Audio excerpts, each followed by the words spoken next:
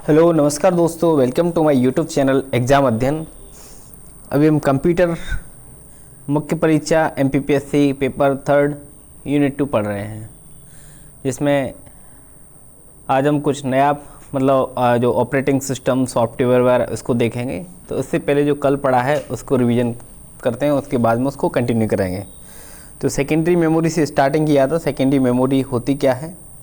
देखो, कंप्यूटर को सीधी सी है, जो प्राइमरी मेमोरी थी वो कम पड़ जाती थी, इसलिए अपन को सेकेंडरी मेमोरी की ज़रूरत पड़ी है। और दो प्रकार की होती है, एक तो क्रमानुसार मेमोरी और डायरेक्ट एक्सेस मेमोरी। क्रमानुसार मेमोरी होती है सीक्वेंशियल मेमोरी, उसमें निश्चित क्रम में डाटा को पढ़ा जा सकता था। उदाहरण के लिए मैग्नेटिक टैप को देखा था। इसमें क्या घनत्व और टैप की लंबाई पे इसकी भंडारण क्षमता निर्भर करती है। डायरेक्ट एक्सेस मेमोरी इसमें जो क्रम में नहीं, डायरेक्ट सीधे तौर पे सूचनाओं को पढ़ा जा सकता था और कम समय लगता था पढ़ने में। ये 3 टाइप की होती हैं विशेष तौर पर: चुंबकीय डिस्क, ऑप्टिकल डिस्क और इलेक्ट्रॉनिक्स स्टोरेज डिवाइस। चुंबकीय डिस्क की भी 2 टाइप की थी, फ्लॉपी डिस्क और हार्ड डिस्क हो जाती थी।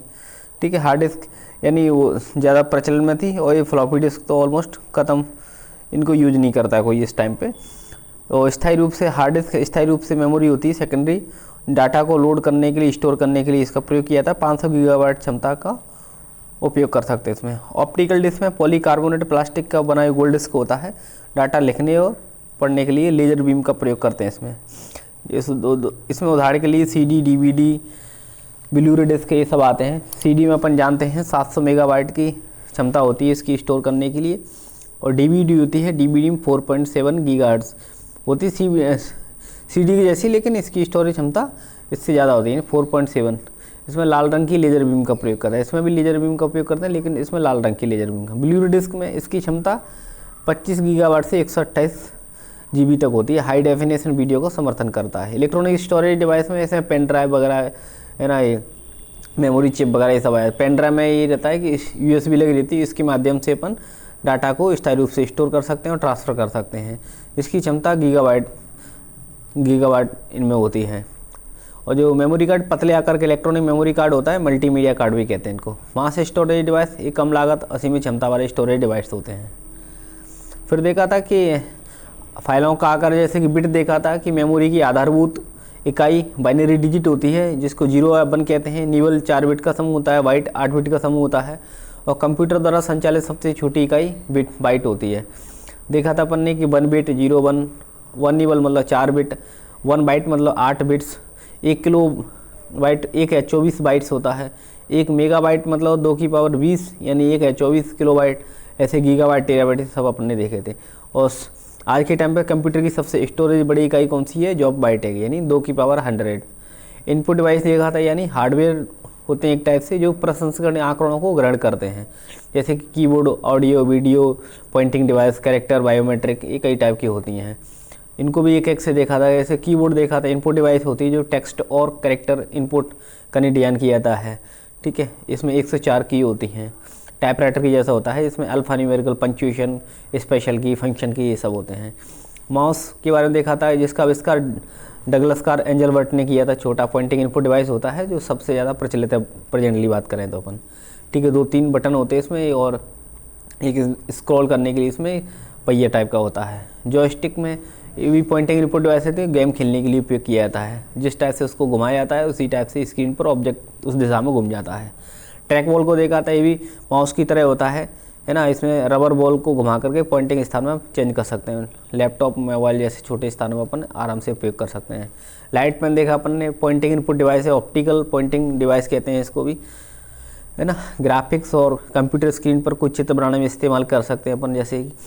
और टैबलेट, स्मार्टफोन, PDF वगैरह इसमें उपयोग होता है। टच स्क्रीन है ना, इसमें स्क्रीन जो संवेदनशील होती है, डिस्प्ले होती है, जिसमें कि पॉइंटिंग डिवाइस की तरह अपनी उंगलियों का प्रयोग करके किसी भी ऑब्जेक्ट का चयन कर सकते हैं इसमें। स्मार्टफोन, टैबलेट इनमें उपयोग होता है। रेलवे स्टेशन वगैरह जाते हैं, शॉपिंग मॉल, वहाँ पे आसानी से मिल जाती है। बारकोड रीडर इनपुट करने के लिए होता है, जिसमें एक लाइनों का प्रकोष्ठ उसमें होता है जो प्रकाश बीम को मार करके इसमें मौजूद डाटा को अपन पता लगा सकते हैं। ऑप्टिकल मार्क रीडर एक कागज़ या पेंसिल पर कुछ कागज़ पर पेंसिल की मदद से या पेन की मदद से निशान लगा देते हैं, उसको डिटेक्ट कर लेता है। जैसे कि अपन परीक्षा देते हैं तो 4 ऑप्शन होते हैं ABCD, तो उसमें से किसी एक पे गोला लगाया तो उसको डिटेक्ट कर लेता है, यानी उत्तर पुस्तिका पर प्रकाश डालाता है तो उसको जांच कर लेता है वो। डिजिटल कैमरा यानी विजुअल इनपुट डिवाइस है, जैसे कि ध्वनि, दृश्य, फोटो वगैरह, इनको वो कंप्यूटर में एंटर किया जाता है, वेबकैम कहते हैं, ठीक है, जिसके माध्यम से अपन स्क्रीन पर आराम से देख सकते हैं, इसकी हार्ड कॉपी भी निकाल सकते हैं। स्कैनर देखा था अपन ने, इनपुट डिवाइस होती है, टेक्स्ट, तस्वीर, रेखा चित्र, इनको डिजिटल फॉर्म में कन्वर्ट कर देता है ना, और मेमोरी में अपन इसको आसानी से स्टोर कर सकते हैं। ग्राफिक्स टैबलेट देखा था, graphics tablet computer input device है जिसका इस्तेमाल अपन ऑडियो, वीडियो, चित्र वगैरह इसके लिए रखते हैं, है ना, कंप्यूटर में इसका इस्तेमाल किया जाता है और कई टाइप से उपयोग करते हैं अपन ऐसे डिजाइनिंग वगैरह के लिए। बायोमेट्रिक सेंसर यानी जो व्यक्ति होता है उसके शारीरिक व्यवहारिक लक्षणों को बायोमेट्रिक सेंसर के द्वारा पहचान सकते हैं, मतलब हर एक व्यक्ति की अलग अलग पहचान होती है ना, जैसे आधार कार्ड वगैरह में कर्मचारियों के लिए इनमें बायोमेट्रिक सेंसर का उपयोग करते हैं अपन। माइक्रोफोन ये ऑडियो इनपुट डिवाइस है, जो कि जो अपन ऐसे मैं रिकॉर्डिंग कर रहा हूँ, अपन ऑडियो को इसमें किस में कन्वर्ट कर देते हैं, इलेक्ट्रिकल सिग्नल में कन्वर्ट कर देते हैं, जिससे कि आराम से इसको कंप्यूटर में सेव कर सकते हैं और मल्टीमीडिया सॉफ्टवेयर की मदद से इसको अपन सुन सकते हैं। आउटपुट के रूप में देखा था कि हार्डवेयर डिवाइस होती है जो कि उपयोग सूचना होती है उसको उपयोगकर्ता को प्रदान कर देते हैं, है ना, तो है ना, कई प्रकार से ये हार्ड मॉनिटर की मदद से सॉफ्ट कॉपी के रूप में आउटपुट प्रदान कर सकते हैं और प्रिंटर के द्वारा अपन हार्ड कॉपी में आउटपुट ले सकते हैं। मॉनिटर को देखा था कि इसको वीडियो भी कहते हैं, आउटपुट डिवाइस है स्क्रीन पर, है ना, सॉफ्ट कॉपी आउटपुट कहते हैं इसको, है ना, और इसका जो डायमेंशन अपन चेक करते हैं एक कोने से दूसरे कोने पर, तो उसी के हिसाब से डायमेंशन होती है इसकी। कीबोर्ड के द्वारा जो भी इनपुट दिया जाता है वो आराम से इसमें देख सकते हैं। प्रिंटर को देखा था, ये क्या है, हार्ड कॉपी के रूप में आउटपुट प्रदान करते हैं, ठीक है, और ये भी दो टाइप के होते हैं मुख्यतः, प्रिंटर की क्षमता के अनुसार और प्रिंट करने की तकनीक के आधार पर, तरीके के आधार पर। जैसे कैरेक्टर, लाइन और पेज प्रिंटर प्रिंट करने की क्षमता के आधार और प्रिंट तकनीक के आधार पर। नॉन इम्पैक्ट, इम्पैक्ट में दो प्रकार से थे, डॉट मैट्रिक्स, डेजीबील। नॉन इम्पैक्ट में लेजर, इंकजेट और थर्मल, है ना। तो प्रिंट करने के कैरेक्टर, इसमें एक कैरेक्टर प्रिंटर होता है, लाइन में एक लाइन प्रिंट होती है, पेज में एक पूरा पेज प्रिंट हो जाता है। प्रिंट करने के तरीके के आधार पर इम्पैक्ट यानी इसमें हथौड़े जैसा इस पर टकराया जाता है कागज़ पर, अपन उसको जो एक हार्डवेयर होता है उसको कागज़ पर टकराते हैं, इसके माध्यम से होती है। डॉट मैट्रिक्स में ऐसे इसकी गति धीमी होती है, एक बार में एक कैरेक्टर ही प्रिंट होता है इसमें प्रिंट हेड के माध्यम से, और जो इसका जो प्रिंट हेड होता है वो दाएं से बाएं घूमता रहता है। छोटे छोटे हथौड़े से लगे रहते हैं जो स्याही में डूबे रहते हैं और रिबन पर प्रहार करते हैं, ठीक है। तो इससे कई प्रतियाँ निकाली जा सकती हैं, लेकिन क्वालिटी अच्छी नहीं होती इसकी, ठीक है, हालांकि खर्चा इसका कम होता है। नॉन इम्पैक्ट प्रिंटर, इसमें क्या होता है कि कागज़ पर उसमें टकराने जैसा कोई प्रभाव नहीं होता है, ना कि इसमें कोई आवाज़ वगैरह आती है। इसमें लेजर किरण या उसमें प्रभाव, है ना, थर्मल इफेक्ट वगैरह इनका उपयोग किया जाता है, शोर वगैरह नहीं होता है इनमें, क्वालिटी बहुत अच्छी होती है और गति भी बहुत अच्छी होती है, और एक पूरे पेज को आराम से एक बार में प्रिंट कर देते हैं। जैसे कि inkjet printer, laser printer, thermal printer. Inkjet printer non impact type का है, स्याही की बूंदों की बौछार की जाती है, ग्राफिक प्रिंट किए जाते हैं ना। लेजर प्रिंटर में क्या है, फोटोकॉपी मशीन के सिद्धांत पर कार्य करता है ये, इसमें कार्टेज का प्रयोग किया जाता है, सूखी स्याही टोनर में होती है और लेजर के इफेक्ट के द्वारा जिसमें जो दर्पण होता है उस पर प्रकाश डाला जाता है और प्रिंट हो जाता है। थर्मल में नॉन इम्पैक्ट टाइप का है, इसमें थर्मल इफेक्ट के द्वारा इसका प्रिंट किया जाता है, ठीक है। दो टाइप के होते हैं, डायरेक्ट थर्मल और थर्मल ट्रांसफ़र प्रिंटर होते हैं। प्लॉटर को देखा था आउटपुट के रूप में, जैसे कि ये हार्ड कॉपी आउटपुट डिवाइस होते हैं, बड़े बड़े चित्र, ग्राफिक्स वगैरह मैप वगैरह होते हैं, इनको इसके द्वारा प्लॉटर के द्वारा निकाला जाता है। स्पीकर होता है, ये ध्वनि सिग्नल को, जो इलेक्ट्रिकल सिग्नल होता है उसको ध्वनि सिग्नल में कन्वर्ट कर देता है।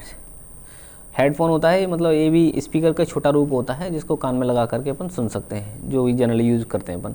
प्रोजेक्टर होता है, यानी कंप्यूटर की स्क्रीन तो छोटी होती है, लेकिन अपन को बड़े लोगों में, बड़े समूह में किसी चीज़ को दिखाना है तो प्रोजेक्टर के माध्यम से अपन दीवार पर उसको फोकस को डाला जाता है, तो आराम से अपन देख सकते हैं। मल्टी फंक्शन डिवाइस जो इनपुट और आउटपुट दोनों के रूप में कार्य करती है उसको मल्टी फंक्शनल डिवाइसेस कहते हैं। तो इस प्रकार से जो कल पढ़ा था उसको आराम से रिवीजन हो गया है। आज शुरुआत करते हैं सॉफ्टवेयर से। सॉफ्टवेयर क्या होता है, देखो सॉफ्टवेयर क्या होता है, एक्चुअली में इंस्ट्रक्शन होते हैं, ऐसे किसी काम को कराने के लिए कंप्यूटर से इंस्ट्रक्शन बनाए जाते हैं, और बहुत सारे इंस्ट्रक्शन कहते हैं सेट ऑफ रूल होता है, किसी काम को करने के लिए जो तरीके नियम रहते हैं उनको इंस्ट्रक्शन या निर्देश कहते हैं। और बहुत सारे निर्देशों का समूह होता है उसको प्रोग्राम कहते हैं, और बहुत सारे प्रोग्राम का समूह होता है उसको सॉफ्टवेयर कहते हैं। तो क्या हो, सॉफ्टवेयर की डेफिनेशन क्या हो जाएगी, निर्देशों तथा प्रोग्राम का समूह होता है, लेकिन कंडीशन होती है जो कि किसी कार्य विशेष को पूरा करने का निर्देश देता है ना।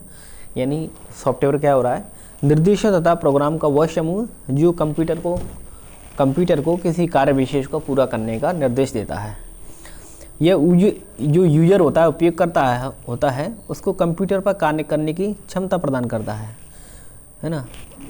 अपन ने क्या चीज़ देखा था कि भाई सॉफ्टवेयर होता है निर्देश और प्रोग्राम का समूह होता है जो कंप्यूटर को कोई विशेष कार्य होता है उसको पूरा करने के लिए निर्देश देता है, और जो यूजर होता है, उपयोगकर्ता होता है, कंप्यूटर पर काम करने की क्षमता प्रदान करता है।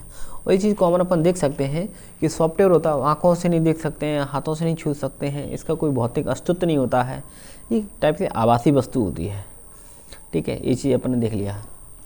उदाहरण, अभी सारी चीज़ इसके डायमेंशन देखेंगे। ऐसे सबसे पहले इसकी विशेषताओं को देखते हैं। देखो, उपयोग करने में सरल, ऐसे लेटर सपोज मैं यहाँ पर कोई टाइपिंग कर रहा हूँ, कोई गाना सुन रहा हूँ, है ना, तो सॉफ्टवेयर की मदद से उस चीज़ को बहुत आसानी से कर सकते हैं। दक्ष होता है बहुत, और पोर्टेबिलिटी, आराम से एक कंप्यूटर से दूसरे कंप्यूटर पर उसको ले जा सकते हैं। ठीक है, ज़रूरी नहीं कि भाई इसी में चल रहा है, हालांकि उसका वर्जन होता है, उसके सपोर्टिंग सिस्टम के हिसाब से काम करता है। रखरखाव सरल और सस्ता होता है, संशोधन भी सरल होता है, सुरक्षित होता है, विश्वसनीय होता है, और कंप्यूटर द्वारा समझ नहीं होता है, त्रुटि रहता होता है, पूर्णता होती है। ये उसकी कॉमन विशेषता होती हैं जो कि अब इसके जो सॉफ्टवेयर का वर्गीकरण कार्य के आधार पर देख रहे हैं। कार्य के आधार पर बात करें अपन, सिस्टम सॉफ्टवेयर और एप्लीकेशन सॉफ्टवेयर, दो टाइप के कार्य के आधार पर इसके वर्गीकरण है, सिस्टम और एप्लीकेशन। एप्लीकेशन में सामान्य उद्देश्य और विशेष उद्देश्य, यानी सामान्य मतलब जिससे जनरल काम कराए जाते हैं, और विशेष मतलब कोई स्पेशल तरीक़ा से विशेष उद्देश्य के लिए जो काम के जो सॉफ्टवेयर यूज होते हैं। सामान्य उद्देश्य में बात करें, जैसे कि अपन टाइपिंग करना है, भाई मुझे सामान्य काम है, मुझे गाना सुनना है, मल्टीमीडिया सॉफ्टवेयर होते हैं सामान्य उद्देश्य। विशेष उद्देश्य जैसे कि मुझे अकाउंट से संबंधित काम होती है, सेब वगैरह होता है ना, ये विशेष उद्देश्य वाले काम है। बैंकिंग में जो यूज हो रहा है, रिजर्वेशन में जो यूज हो रहा है, तो विशेष कोई इसमें जनरली आदमी यूज़ नहीं करता है, जिस पर्पज़ के लिए है, और इसकी फ़ीस वगैरह भी रहती है ना, लाइसेंस वगैरह रहता है, तब यूज़ कर पाते हैं इनको। सिस्टम सॉफ्टवेयर के बारे में बात करें तो operating system, utility software, program software और डिवाइस ड्राइवर, ये सब होते हैं। तो इसको अपन बहुत अच्छे से देखेंगे। यूटिलिटी सॉफ्टवेयर के बारे में देखें तो इसमें एंटीवायरस प्रोग्राम्स वगैरह, मतलब उपयोगिता के आधार पर बैकअप प्रोग्राम्स, अपन को मान लो कोई मेमोरी वगैरह ख़राब हो जाती है, उसको बैकअप लेना है, रिकवरी करना है, ये ऑलमोस्ट सेम ही है, डाटा को कंप्रेस करना है। ठीक है, जैसे कि देखा कि अपन PDF वगैरह होती हैं, तो ज़्यादा 500 KB की है, उसको 100 KB में करना है, तो उसको कंप्रेस करना है, तो data compression programs, disk management, memory management, है ना, सर्वर वगैरह, ये सब यूटिलिटी सॉफ्टवेयर के अंतर्गत आ जाते हैं। प्रोग्राम सॉफ्टवेयर जैसे कंपाइलर हो जाता है ना, कंपाइलर जो कि इंटरप्रेटर, असेंबलर, अभी अपन को देखें कंपाइलर होता है जो कि एक टाइप से मतलब लैंग्वेज कन्वर्टर होते हैं, है ना, मतलब ऐसे जो हाई लेवल लैंग्वेज होती है उसको लो लैंग्वेज में कन्वर्ट करना है। इंटरप्रेटर ये भी सेम होता है, लेकिन इनमें डिफरेंस होता है, मतलब वो एक बार में पूरी लाइन को कन्वर्ट, वो एक से कन्वर्ट करता है। असेंबलर असेंबली भाषा को मशीनी भाषा में, डिबगर भाई कोई एरर वगैरह होती हैं, गलती होती हैं, उनको ढूंढना, ये डिबगर का काम होता है। लिंकर, लोडर, है ना, इस टाइप से। और डिवाइस ड्राइवर, जो ऐसे जो डिवाइस अपना जो कंप्यूटर होता है उसमें ड्राइवर की आवश्यकता होती है, जैसे कि ब्लूटूथ की अलग ड्राइवर, है ना, मॉडेम की अलग ड्राइवर, इंटरनेट के लिए, तो उसी के एक टाइप से सॉफ्टवेयर ही होते हैं ये भी। तो एक स्पेशल सॉफ्टवेयर होते हैं, एक अलग कंपनी के हिसाब से ये ड्राइवर होते हैं, तो इनको भी डिटेल से देखेंगे। तो सबसे पहले सिस्टम सॉफ्टवेयर होते क्या हैं, यहाँ से शुरुआत करते हैं।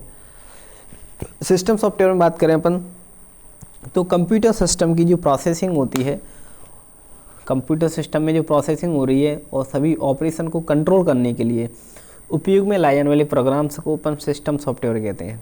देखो क्या का कंप्यूटर सिस्टम में जो प्रोसेसिंग हो रही है, लेट अस सपोज मैं कोई सर्फिंग ही कर रहा हूँ सिंपली से, तो उसके लिए मैंने प्रोसेसिंग किया, मैंने सर्च किया मैंने गूगल क्रोम पे, और फिर उसके बाद में जो ऑपरेशंस हो रहे हैं, जो आउटपुट निकल रहा है उसको कंट्रोल करने के लिए कि भाई मैंने कुछ सर्च किया और कुछ अपन को आउटपुट ना मिल जाए, तो इस चीज़ों को प्रोसेसिंग करना ऑफिस को कंट्रोल करना, ये सब जो प्रोग्राम्स काम होते हैं वो सिस्टम सॉफ्टवेयर के माध्यम से ही होते हैं। तो इसके कार्य अपन देख लेते हैं। देखो, इसमें अन्य एप्लीकेशन सॉफ्टवेयर के विकास में इसका सहायता करता है। अन्य एप्लीकेशन सॉफ्टवेयर के क्रियान्वयन में, देखो विकास में, क्रियान्वयन में सहायता कर रहे हैं। और हार्डवेयर सॉफ्टवेयर के मध्य एक इंटरफेस का काम करता है। और देखो, ना कंप्यूटर जो होता है ना तो हार्डवेयर के काम करेगा ना ही सॉफ्टवेयर के, दोनों की आवश्यकता होती है अपन को। तो दोनों में जो इंटरफेस, यानी दोनों में एक मध्यस्थता का जो काम की आवश्यकता होती है वो एक सिस्टम सॉफ्टवेयर के माध्यम से ही होती है। जब तक अपन विंडो वगैरह नहीं डालेंगे, विंडो 7, विंडो 10, विंडो 11, तब तक वो कोई मतलब ना तो सॉफ्टवेयर का कोई मतलब है ना हार्डवेयर का मतलब है। तो इंटरफेस की बहुत ज़रूरी होती है। तो हार्डवेयर के प्रभावी उपयोग में भी शामिल होता है। अब उसमें विंडो डाल दिए, उसी के हिसाब से जो अपन को MS वर्ड डालना है ना, फोटोशॉप डालना है, तो उसी के हिसाब से वो काम करेगा। विभिन्न हार्डवेयर डिवाइसेस के मध्य समन्वय है ना, अपन को प्रिंटर के साथ समन्वय बैठाना है, तो वो सिस्टम सॉफ्टवेयर पे ही डिपेंड करता है। तो अपन ने कार्य क्या देखे कि भाई हार्डवेयर और सॉफ्टवेयर के मध्य में इंटरफेस का कार्य कराएगा, हार्डवेयर के प्रभावी उपयोग में समन्वय कराएगा, उपयोग होता है। और विभिन्न जो हार्डवेयर डिवाइस है उसमें समन्वय कराना, कोऑर्डिनेशन बैठाना, और अन्य एप्लीकेशन प्रोग्राम में अपन को एग्जीक्यूट भी करना है, क्रियान्वयन में सहायता करता है, उनकी विकास में सहायता करता है। तो इसके कार्य हो जाते हैं। अपन जैसे देख रहे हैं यहाँ पे कि सिस्टम सॉफ्टवेयर हो जाता है और इसमें 3-4 टाइप के होते हैं, ऑपरेटिंग, यूटिलिटी, प्रोग्राम्स और डिवाइस ड्राइवर। तो सबसे पहले शुरुआत करते हैं ऑपरेटिंग सिस्टम से। देखो, ऑपरेटिंग सिस्टम नाम से पहचान मारा है ऑपरेट करना किसी चीज़ को, यानी किसी चीज़ के अपन कंप्यूटर के बारे में बात करें तो कंप्यूटर को ऑपरेट करने के लिए, चालू करने के लिए, तो ऑपरेटिंग सिस्टम एक ऐसा कंप्यूटर प्रोग्राम होता है जो अन्य कंप्यूटर प्रोग्राम का संचालन करता है। यानी संचालन मतलब चालू करता है उनको, चलाता है उनको, अन्य कंप्यूटर प्रोग्राम को चलाता है। ऐसे प्रोग्राम्स को अपन ऑपरेटिंग सिस्टम कहते हैं। तो ऑपरेटिंग सिस्टम एक सॉफ्टवेयर का ही एक भाग होता है, संगठन होता है। अपन सॉफ्टवेयर के अंतर्गत ही पढ़ रहे हैं ना इन चीज़ों को। तो ऑपरेटिंग सिस्टम सॉफ्टवेयर या संगठन का समूह ये होता है जो कंप्यूटर के सभी ऑपरेशन को कंट्रोल कर रहा है, नियंत्रित कर रहा है ना। ऑपरेटिंग सिस्टम एक प्रोग्राम है जो कि कंप्यूटर को चलाने वाले कंप्यूटर हार्डवेयर से जोड़ रहा है, जो कि अभी अपन ने कार्य में देखा था। ऑलमोस्ट ये सब सारी चीज़ें कॉमन हो जाएंगी नीचे जाके।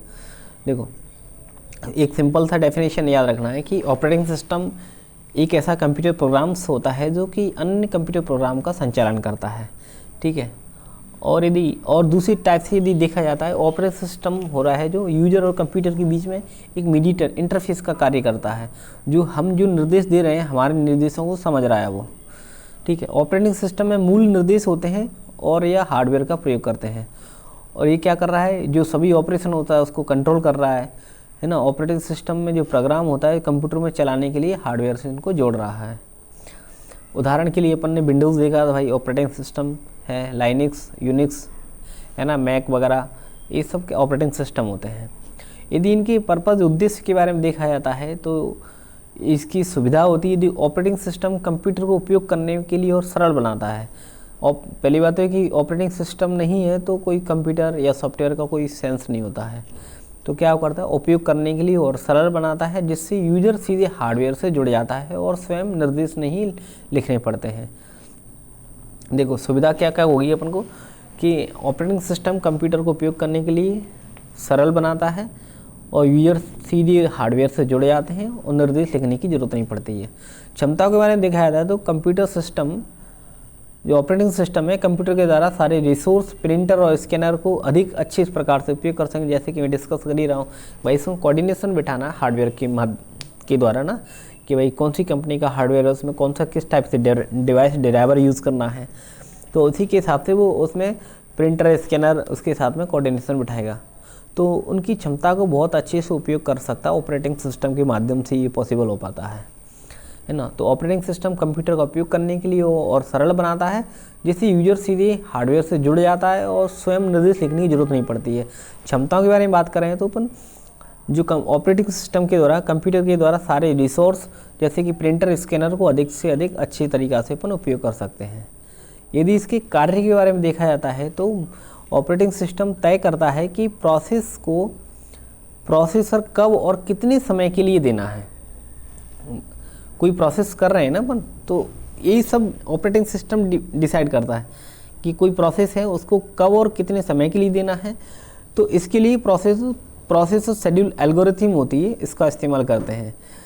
जैसे कि अपन बात करें अपन फर्स्ट इन फर्स्ट आउट, जो भी अपन ने पहले दिया है वो पहले, ऐसे अपन जनरली प्रिंट देते हैं, प्रिंट दे दिया है तो जो पहले प्रिंट दिया है वो सबसे पहले अपन को मिलेगा, और जो लास्ट में प्रिंट अपने कमांड दी है वो सबसे बाद में निकलेगी।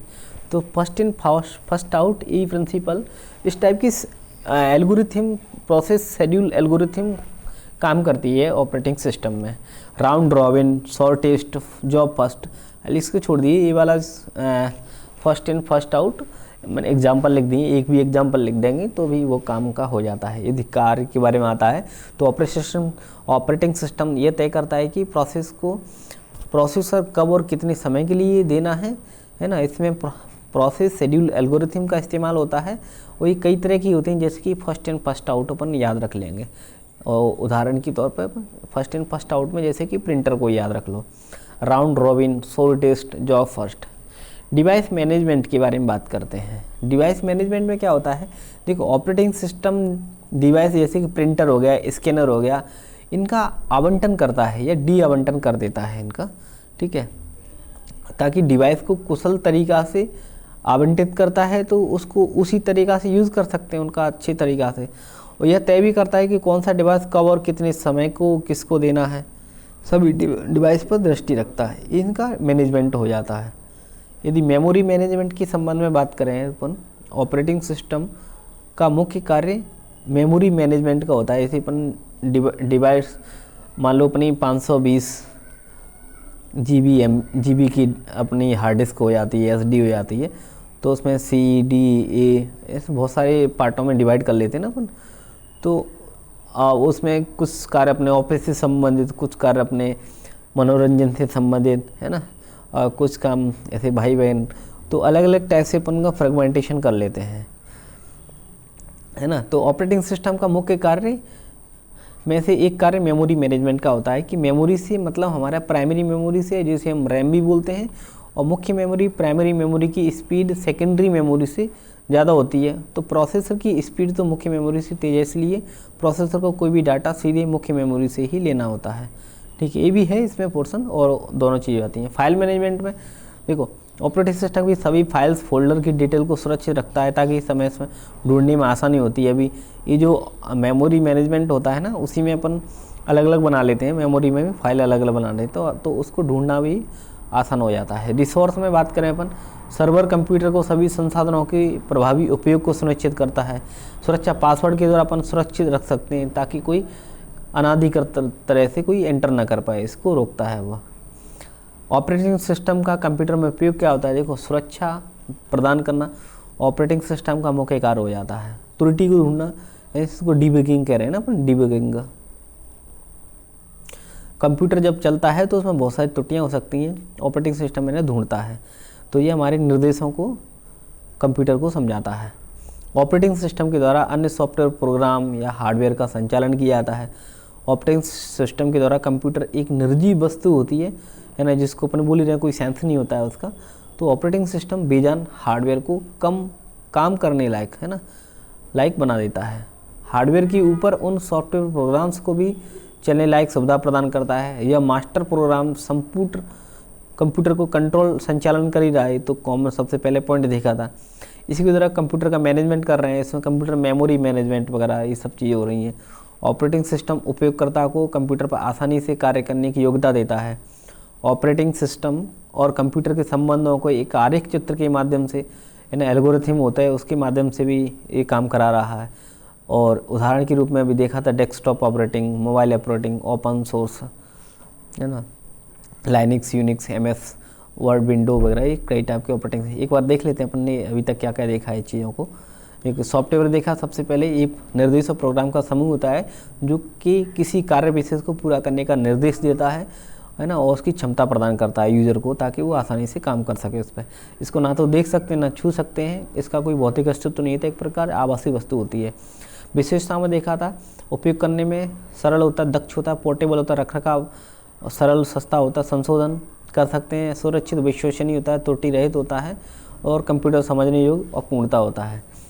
सॉफ्टवेयर का वर्गीकरण सिस्टम, सॉफ्टवेयर, एप्लीकेशन। एप्लीकेशन में सामान्य और विशेष पढ़ा था, और सिस्टम सॉफ्टवेयर में ऑपरेटिंग यूटिलिटी, प्रोग्राम्स और डिवाइस ड्राइवर है, ये भी आगे पढ़े। सिस्टम सॉफ्टवेयर में क्या देखा था भाई कि कंप्यूटर की जो प्रोसेसिंग और सभी ऑपरेशन कंट्रोल करने के लिए उपयोग में लाया जाने वाला ये सॉफ्टवेयर होता है।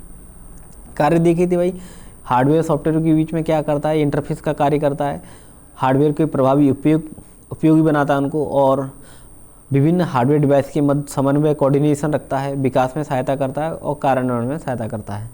ऑपरेटिंग सिस्टम होते हैं क्या है, कंप्यूटर के प्रोग्राम होते हैं जो कि कंप्यूटर प्रोग्राम को चलाने में काम करते हैं। यानी बहुत सारे सॉफ्टवेयर का एक भाग होता है, समूह होता है ऑपरेटिंग सिस्टम, जो कि कंट्रोल करता है सभी ऑपरेशंस को, है ना, और कंप्यूटर के हार्डवेयर को चलाने में मदद करता है। और अभी देखा था अपन ने कि यूजर और कंप्यूटर के मध्य में मध्यस्थता का काम करता है, जाके हमारे इंस्ट्रक्शन को आसानी से समझ लेता है वो। उदाहरण के तौर पे Windows, Mac OS, Linux, Unix, ये सब होते हैं। ऑपरेटिंग सिस्टम के उद्देश्य में देखा था कि सुविधा और क्षमता। सुविधा है मतलब यही है कि भाई कि अपन को अलग से इंस्ट्रक्शन लिखने की ज़रूरत नहीं पड़ती है, अपने लिए हार्डवेयर का डायरेक्ट जुड़ जाते हैं और उनको उपयोग करना बहुत आसान हो जाता है। क्षमताओं में ये कि प्रिंटर और स्कैनर्स, अदर कोई डिवाइसेस है, वो आसानी से उसमें उपयोग हो जाती है और उनका अच्छे से अपन उपयोग कर सकते हैं अपन को।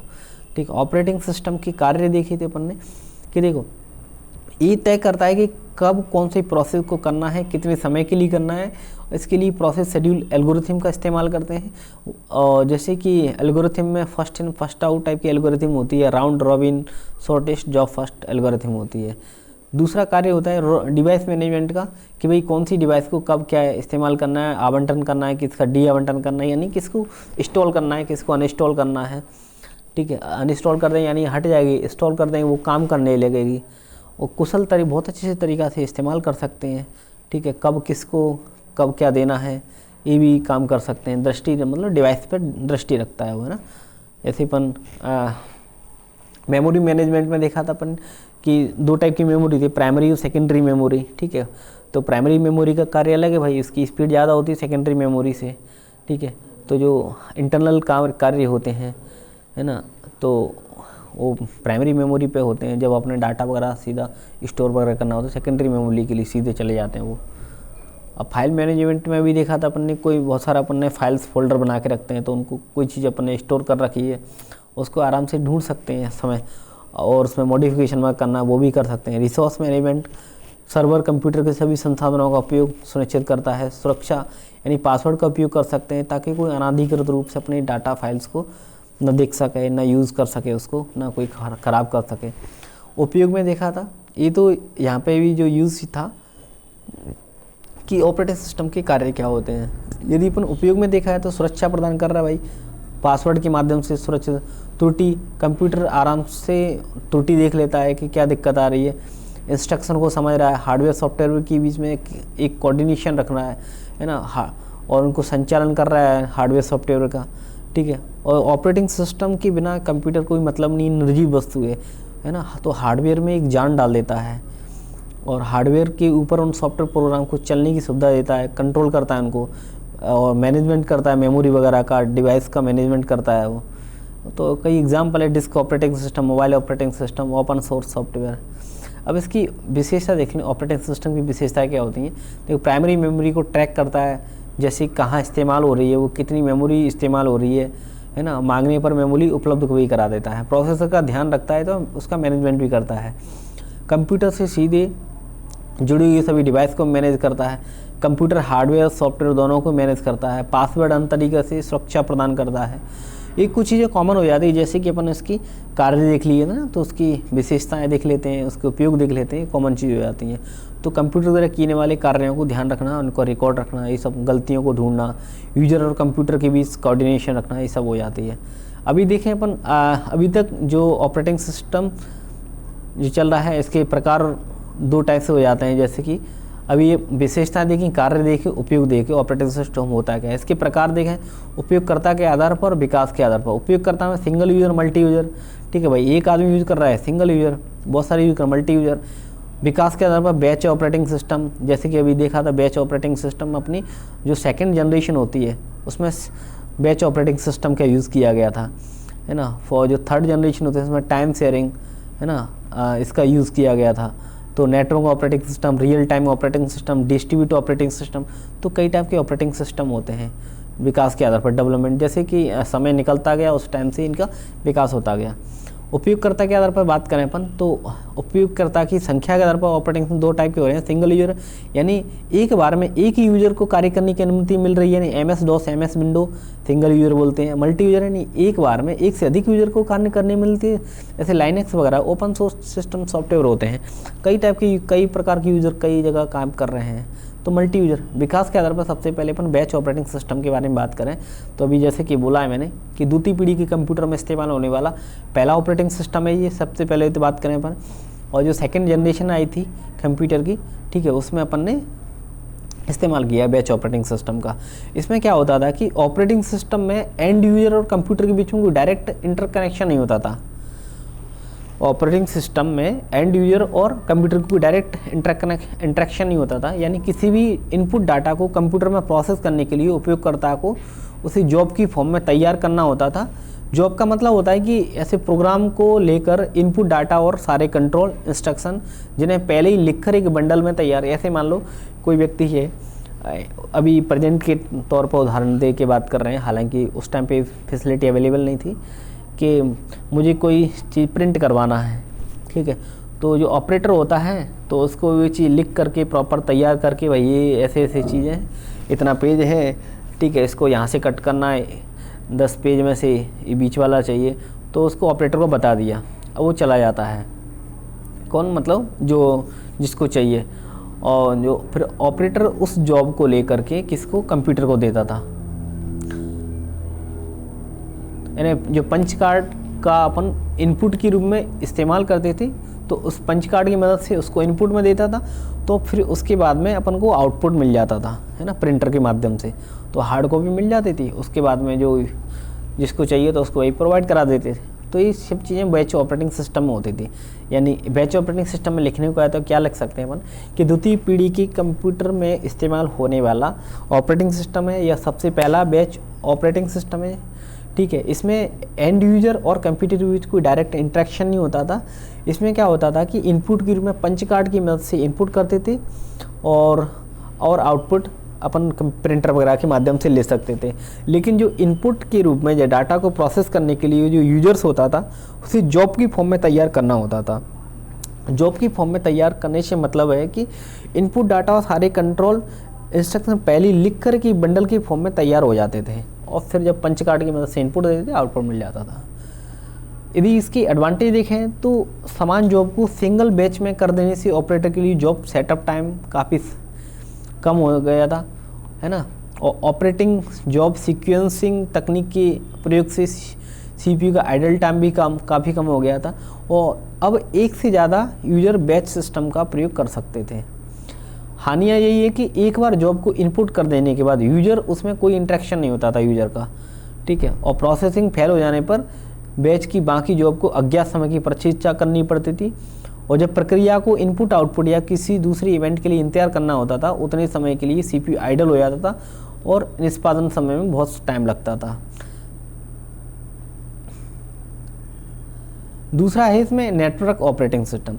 इस ऑपरेटिंग सिस्टम में एक सर्वर होता है और जिससे कई दूसरे क्लाइंट कंप्यूटर, सर्वर का मतलब ही रहता है एक सर्वर हो जाता है, बहुत सारे कंप्यूटर आपस में जुड़े रहते हैं। जैसे अपन जनरल देखते हैं बैंकों में एक सर्वर होता है, सर्वर रूम होता है, यदि वही फेल हो जाता है तो सब चीज़ फेल हो जाती है, यानी और उससे बहुत सारे कंप्यूटर आपस में, है ना, ऐसे क्लर्क 1 क्लर्क 2, है ना, मैनेजर, सब आपस में उस सर्वर से आपस में जुड़े रहते हैं।